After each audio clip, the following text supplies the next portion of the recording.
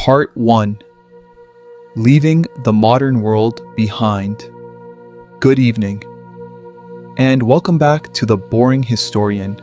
Tonight, we're going to leave behind the bright lights of the modern world and travel more than 700 years into the past, to a quiet little village somewhere in medieval England. Before we begin, make yourself as comfortable as you can. Perhaps you're already lying in bed, your room growing darker with every passing moment. Take one slow, deep breath in, and gently breathe out. There is nowhere you need to be, nothing you need to finish, nothing you need to remember. For the next little while, history will move slowly enough that your mind can simply drift along with it. Tonight's journey begins just as the sun is disappearing beyond the rolling green hills.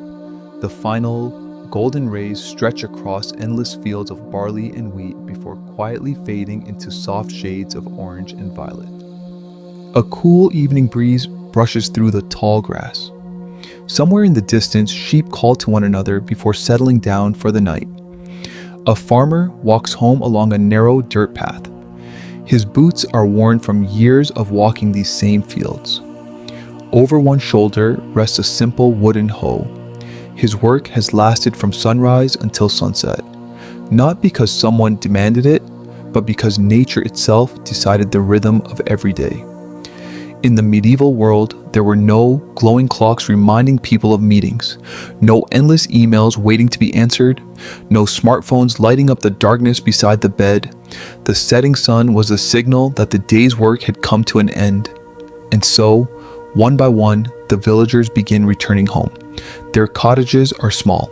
Most are built from timber frames packed with woven branches and clay. The roofs are covered with thick bundles of straw called thatch.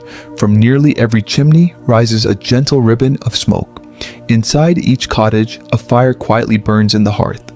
The smell of fresh bread, vegetable stew, and roasted onions fills the warm air.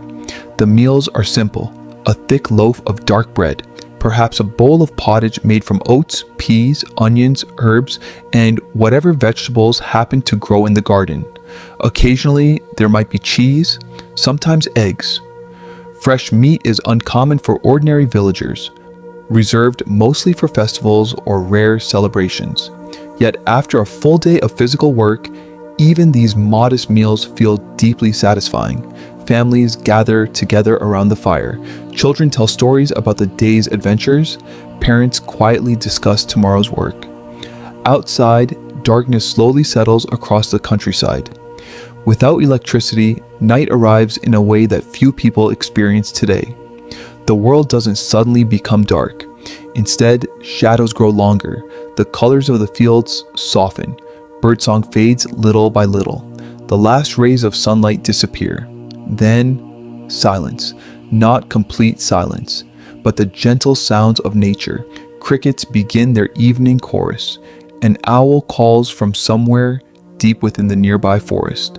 Leaves rustle softly as the breeze passes through ancient oak trees. For medieval villagers, these sounds were familiar, comforting. They marked the beginning of rest. Modern life often encourages us to resist sleep. Bright screens convince our brains that daylight still remains.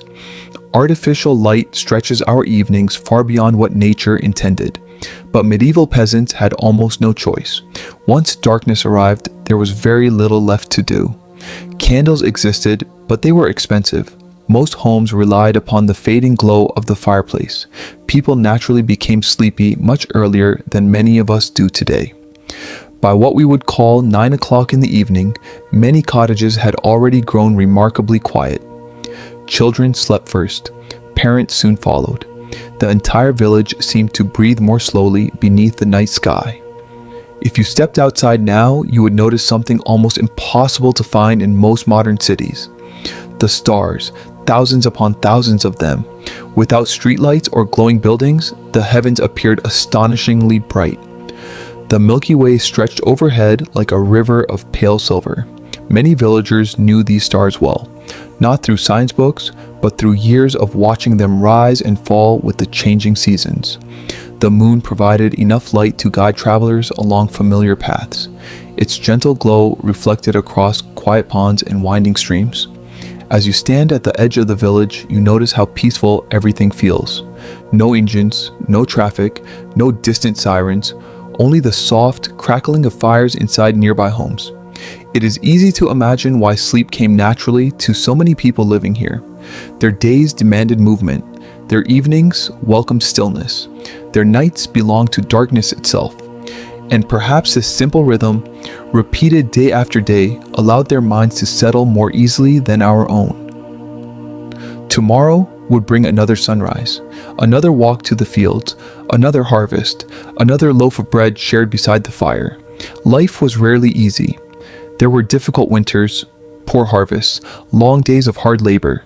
Yet amid those challenges existed something modern. Life often struggles to provide a clear ending to the day.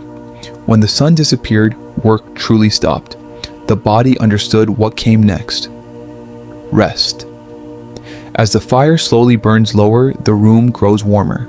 The flickering orange light dances gently across rough wooden walls. Outside, the cool night air settles over the sleeping village like a soft blanket. Somewhere nearby, a dog curls beside the doorway. The last voices fade into whispers. One by one, every cottage grows quiet. The medieval village has fallen asleep. And as we continue our journey together, we'll discover that the people of the Middle Ages often slept in a way that might seem surprising to us today. Their night was not always one long stretch of sleep. Instead, it followed an ancient rhythm that modern science is only beginning to understand once again. But that story can wait until the next part. For now, simply listen to the quiet wind moving across the fields, the gentle crackle of the fire, and the peaceful silence of a world illuminated only by stars. Take one slow breath, then another, and allow yourself to drift a little deeper into the calm embrace of history.